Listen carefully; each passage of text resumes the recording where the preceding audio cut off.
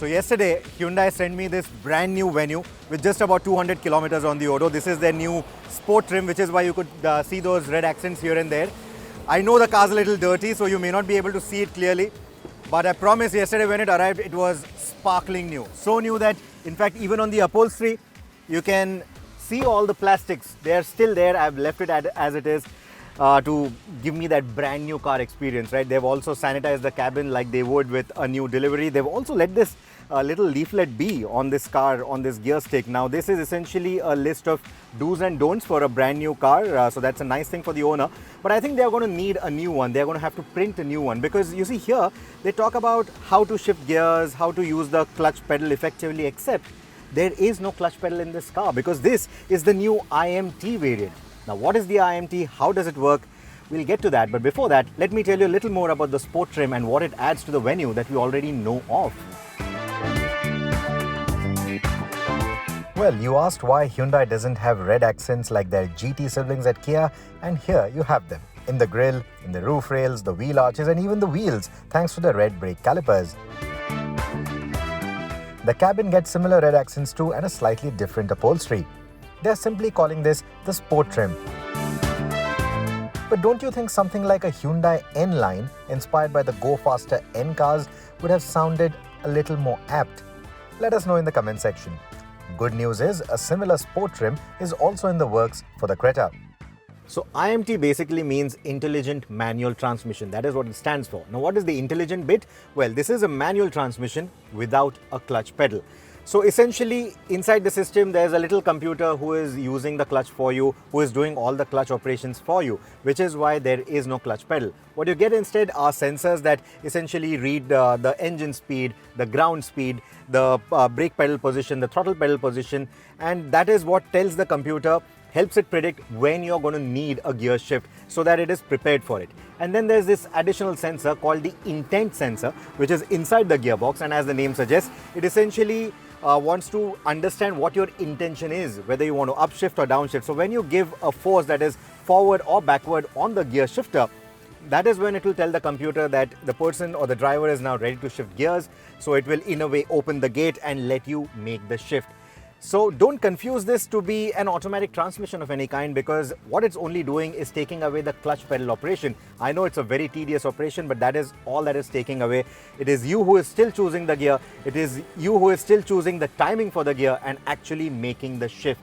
So that is what this is all about, the intelligent manual transmission, because the shifting is still manual, the clutch pedal is taken care of by the computer, and that's the intelligent bit.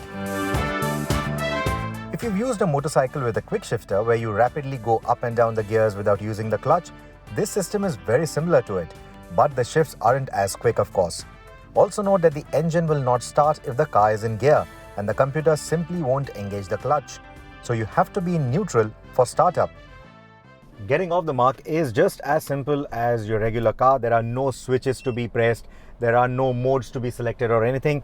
You simply flick the gear shifter from neutral to first, get off the handbrake, and you start driving.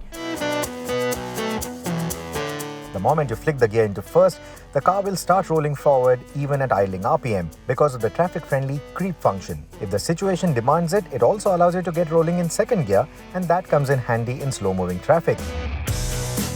The iMT will also allow the car to rev all the way to the red line, but the shifts aren't as fast as a good driver operating a manual transmission.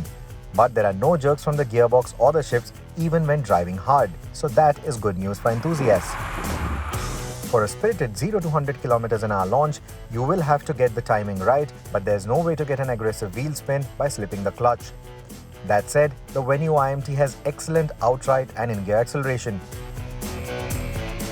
The engine needs about 2200 RPM to cruise at 100 km/h in 6th gear, which is more or less similar to the regular manual transmission of the Venue. But the power delivery in the first and second gears seems to have been mellowed down a bit for a smoother performance in the city environment. To ensure smoother shifts, it is better to go off the throttle and then make the shift. You can also shift with the throttle pedal pressed, but you will feel a bit of resistance from the stick until the intent sensor kicks in and allows you to shift. At the same time, it will also momentarily cut throttle, which causes the pause. It is very similar to the shift pause that we talk about in automated manual transmissions or AMTs. but not as pronounced or annoying in the iMT. Driving with your hand or palm on the gear stick doesn't confuse the intent sensor either, and it's only when you add a bit of force on the shifter that you feel it activating and making the shifter motion feel lighter. Engine braking feels natural in all common driving scenarios, but the computerized clutch ensures that there is no knocking or juddering from the powertrain when the revs drop below optimum. A warning on the instrumentation alarms you to downshift, but that can catch you unaware, like when you come over a speed breaker in third or enter an incline or hairpin in a higher gear. These are very common panic situations for many who drive manual cars, but because the engine doesn't stall in the iMT, the intensity of the panic or the anxiety is far lesser. If you face this situation on inclines or hairpins, simply pressing the brake hard will activate the hold function and prevent the vehicle from rolling back, after which you can simply choose the right gear and drive off. The learning curve then isn't very steep for the iMT. Now, if you're the kind who need to look down to the shifter to make the right selection, the iMT is not for you. You're better off with an automatic. As for driving enthusiasts, I believe that most would still choose the conventional manual transmission because the joy of it is not only about shifting gears but also about getting the coordination and the synchronization between the clutch pedal and the throttle pedal absolutely on point. On the other hand, those wanting convenience for city use might still want to choose a conventional automatic to do the job for them. And the Venue DCT is a fantastic option.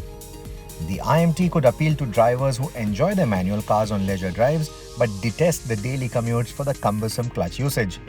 I also believe that the iMT fits into those families in which certain members want the convenience of an automatic while the others prefer a manual. Either way, the iMT makes a strong case for itself with the value that it offers. We have seen automated manual transmissions or AMTs to typically charge a premium of between 30 to 75,000 rupees over their manual counterparts. Whereas in the case of the Venue, the iMT only costs about 20,000 rupees more than the equivalent manual variant. The DCT, on the other hand, would need you to stretch by at least a lakh of rupees more. And there is no particular trim level in the Venue in which all the three options, the DCT, the manual and the iMT, are available.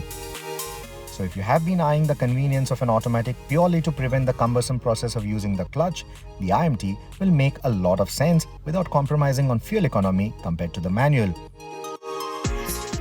It is a newer technology, of course, so it's early to talk about its long-term reliability. But since its components are more or less similar to the manual gearbox, an educated guess says that longevity shouldn't be a concern. What are your thoughts? Have you managed to take a test drive of the Venue iMT yet? Do let us know your feedback and opinions on this piece of tech and whether you would choose it over a conventional manual or automatic. Also, don't forget to share this video with your friends and subscribe to OVERDRIVE on all popular social media networks. Thank you so much for watching.